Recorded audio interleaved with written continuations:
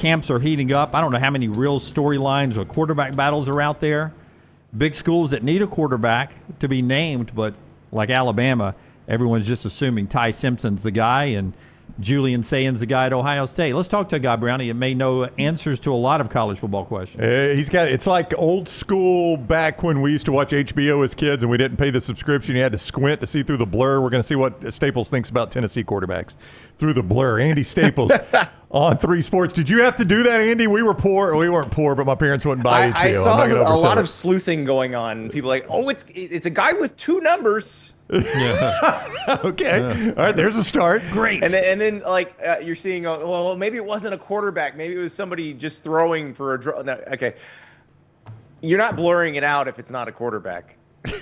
So what are we doing here? Yeah. I get it. It's interesting because it is an understanding by the social media folks at Tennessee that if they don't blur that out, it's going to blow up. So it's going to blow up one way or the other. So the question is, do you highlight any nice plays that your defense makes at all? I know that's the tricky part because it was an interception. The one we showed, there may have been, but it was an interception where the quarterback was blurred. Yeah.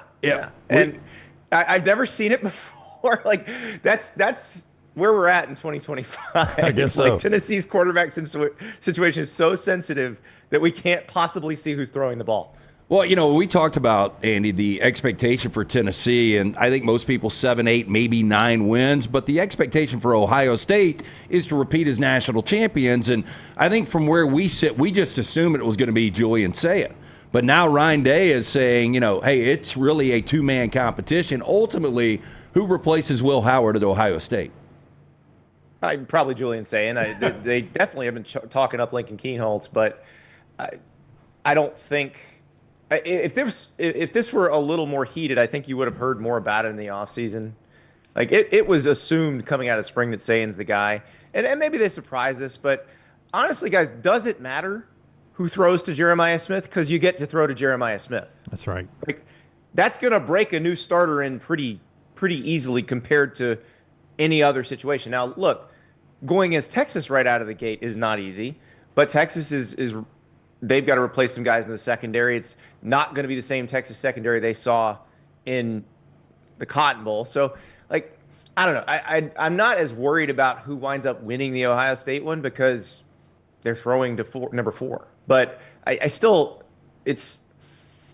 we heard a couple things about Kienholz in the spring too. And honestly, when you have these really rabid fan bases and no actual information, this is the sort of thing that happens. Andy Staples is with us here. Florida and the SEC. There's been concern about DJ Lagway all summer long. He tells us at SEC Media Days he's good to go. Then the calf injury. He finally makes it on the field. Where are you with this Florida Gator team, the schedule, Lagway, everything that's ahead for Chomp'em Gators? He's throwing. Didn't you hear? He's alive. He's throwing with the team. This is...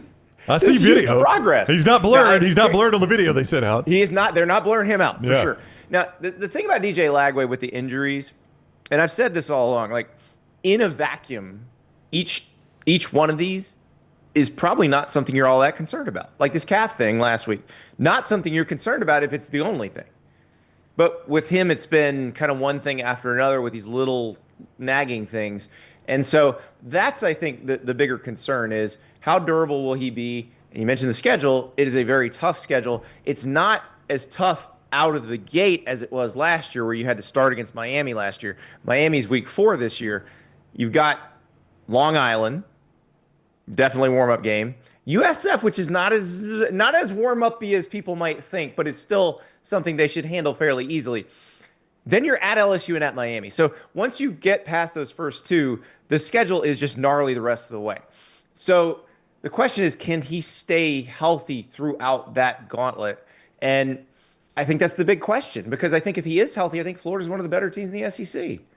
Andy Staples is with us on 3 Sports. Ari and Andy, they do Andy and Ari. I'm sorry, Andy's name goes first as the helmet over his. Oh, you can put Ari first. He's we like to do age before beauty though. Okay, gotcha. Over Andy's right shoulder on the full shot, you see the helmet that says Andy and Ari. I should have just gone with that.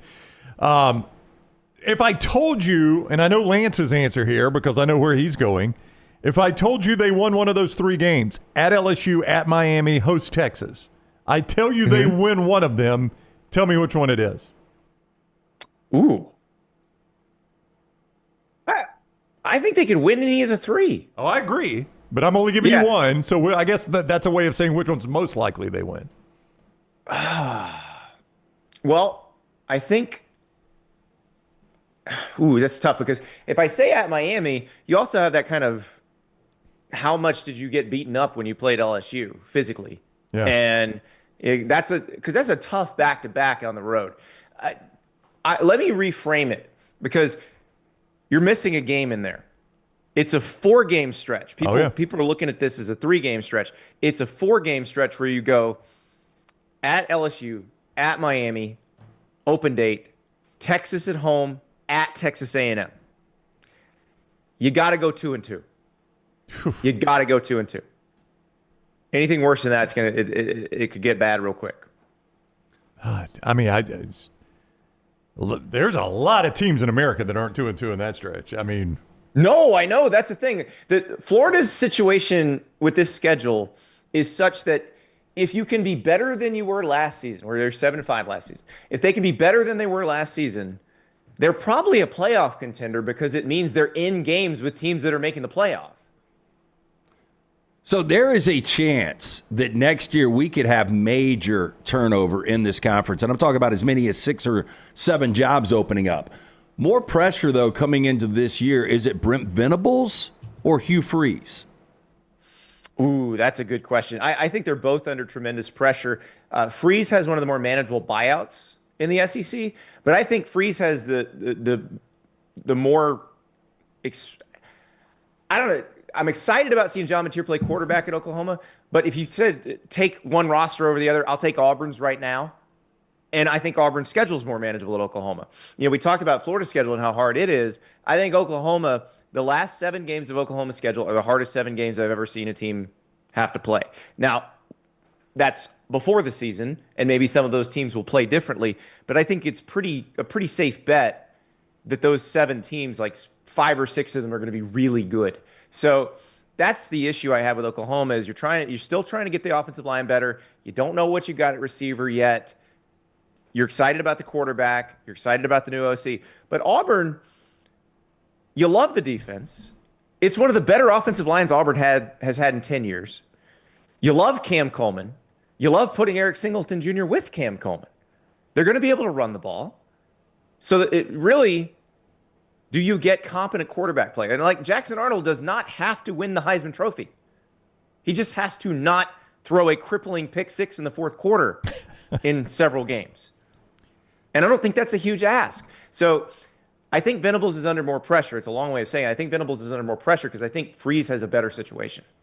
So tell me who looks like bigger idiots come December. Those people that have painted Hugh Freeze as dead man walking at Auburn, or those of us that have picked LSU to be national championship contenders? Because all of a sudden, man, I'm not even sure LSU gets out of the other Death Valley in week 1.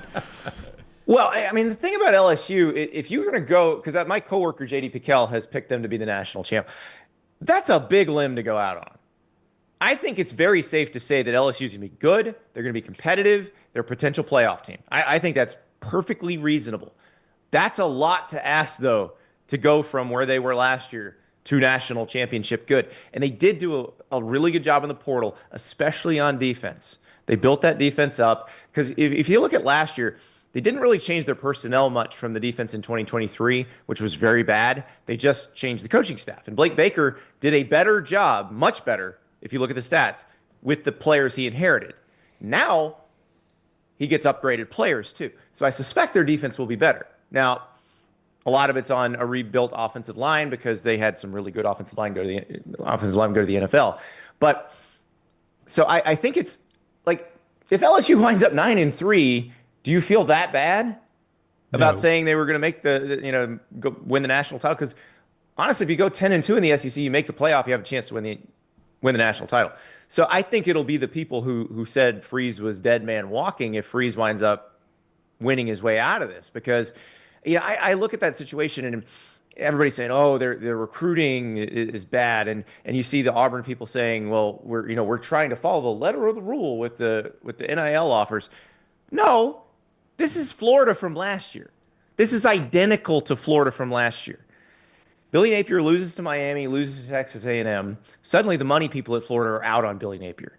You notice their recruiting at the high school level was not good through the summer and was very bad, or very low ranked in September and going into October. What happened? They said Billy's coming back. They beat LSU. They beat Ole Miss. All of a sudden, the money people are back in. They're excited. And they're like, let's go get some dudes. And they start making very competitive offers and start flipping people. That is what Auburn's going to do if they win games. If they lose games, they're going to fire Hugh. If they win games, everybody gets back on board. They start making very competitive offers. The recruiting comes back. It's exactly the same situation Florida was in last year. Now you have to win the games. Yeah, Auburn is in a weird situation here, though. I want to make this case for you. A 9-win Auburn team whose wins are as follows. And this, listen, we live in this state, Andy. You've seen Alabama and Auburn for a long time. These wins are not going to fire up Auburn fans. They're going to like winning, but they're going to get back and it's going to feel like empty calories. Here we go. You've won 9 games. Here are your wins: Baylor, Ball State, South Alabama, Missouri, Arkansas, Kentucky, Vanderbilt, Mercer, and I'll give them either Oklahoma or Texas A&M. You've lost again to Georgia. So that means the losses are to Georgia, Alabama, and either Oklahoma or Texas A&M. Those are the 4 best teams on their schedule. I mean, it's interesting because you're right. That is a different situation than Florida's in a bit because the schedule is harder for Florida. But I still think 9 wins is okay. If you're winning 9 games, you're not firing your coach, or at least you probably shouldn't be. But because I think that's like, you fire Hugh Freeze if it's a wheels fall off situation. And honestly, 6-6 is probably that situation, given that schedule. But I think a lot of that would depend, Ryan, on how did you look against Georgia? How did you look against Alabama? Did you get your doors blown off? Were you competitive in those games? And remember, those games are at Jordan-Hare. Yes, anything can happen. Season. So, which, to your point, will piss them off more if they lose them. Yeah. So, I know. I've looked at that and I'm like, you could go 9-3, and that's obviously a step in the right direction. But then I get to the end and I'm like, okay, who did I beat? Who do I really get excited about beating in that? And I think a lot of that depends on, like, if the Texas A&M Oklahoma part of it. What are they? Yeah. Because if you haven't looked at Texas A&M's schedule, this is one that's fun for your viewers here. Go look at Texas A&M's schedule. Just call it up on your phone. I got it right here. Look at how many. It helps to have. Now it helps if you just do the big SEC helmet schedule. Look at how many trap games Texas A&M is for people. Oh, how many? Texas A&M falls in a tough spot for a bunch of different, like Florida, Auburn, Texas. Obviously, it's at the end of the season, but that's a spot where that could get really hairy.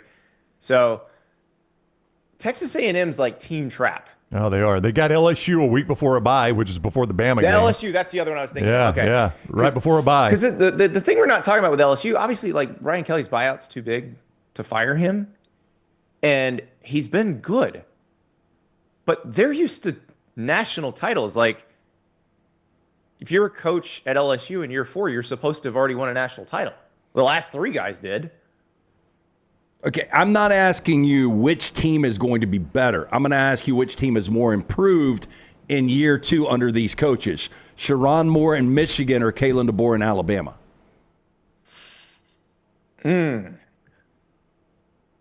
Most improved. I think Alabama's going to be really good. I think Alabama's roster is loaded. We'll see what happens with the quarterback, but we assume it's Ty Simpson. If he is average to above average, they should be a playoff team. Like, they are loaded everywhere else. So I think the expectations are different. I think with Michigan, where you're probably going to be starting a true freshman in Bryce Underwood, I don't think people are thinking you need to make the playoff this year. I think people are thinking you need to be better than you were last year. You need to have a functional passing game as opposed to a completely non-functional passing game. But I think if Michigan were to go 9-3 and miss the playoff, I don't think they're that upset, because the situation, like, it still goes back to the situation after Jim Harbaugh left, where they kind of it screwed them up, the timing, where they should have been able to figure out the staff and the roster, but he left in such a weird time that they couldn't do that. It basically made last year a lost year, which they did a good job of making it not a lost year by beating Ohio State, by beating Alabama in the bowl game. But I still think you're not looking at them as being a fully formed, ready to make the playoff team. If they do, it means they're ahead of schedule. Alabama, you feel like they should make it. I know you're a great writer. I know you love great play on words. Derek Dooley announces his run for the Senate. His campaign slogan is Georgia First. Nobody put Georgia first more than him when he was a Tennessee head coach. 0-3, losing by an average of 10.3 points a game to the Georgia Bulldogs. Will Derek Dooley be a better senator if he wins than he was a college football coach? Well, I tweeted that if there's a debate and the opponents don't ask him how he managed to sign 0 offensive linemen in the 2012 recruiting class, that every opposition research team should be fired. Yeah. And I gotta figure out. I want to give proper credit where credit is due. Here we go. Billy Wright on Twitter. He responded to this. He said, "You expect me to believe he cares about the border when he didn't even sign a single offensive lineman in 2012?" Like, that's what somebody needs to say. So Billy deserves full credit for that one. I wish I could have thought of that. Yeah. And only he would probably try to line up 113 senators for a vote. Exactly. Exactly. Yeah, I was watching the video of that again, and it just, that game will never cease to amaze me. Yeah. No, that was one that was going to be a signature win, man. So I'm trying to remember how it all played out. Tennessee at LSU. Yeah, no. So Tennessee, of course, gets a delay of game. But Tennessee, or LSU gets delay game. Tennessee had 13 players on the field. Clock ran out. Tennessee had 13, so LSU gets another play, right? Yes. And they end up winning. It's your typical, like, it's a combination of Derek Dooley putting 13 men on the field and the Les Miles clock juju that just surrounded him. And he got away with it all the time. I know. Somehow you just knew the clock was going to be managed improperly somewhere. Yeah. So, underrated piece of that video, I was trying to piece all this together in my mind. T-Bob's reaction when the clock runs out. When he talks about it, is just, and in fact, T-Bob's going to be on my show this week. And you've reminded me now I have to ask him about Derek Dooley running. Oh, yeah, absolutely. Yes. Yeah, no, T-Bob slams his helmet and just glares at the LSU sideline. Like, what are we even doing here? So T-Bob Hebert, for those who don't know, was the center for LSU that year. He is now a media luminary. He works for Barstool, used to have a radio show in Baton Rouge. And, He calls that his favorite game ever. That's vintage T-Bob right there. I can see that. So Dooley with 13 on the field, Les Miles clock mismanagement. If this was a South Park episode, Hugh Freeze would be up in the skybox on a hospital bed, and Mike Price would have strippers. Keep it to the thumbs up. That's it. All right, here's Andy Staples on 3 Sports. Andy and Ari every single day there on YouTube. Do the same things for them you do for us. Give them a thumbs up, subscribe, and set your alerts so you know when they're live. Thank you very much for the time, Andy. Thank you, guys. Appreciate it.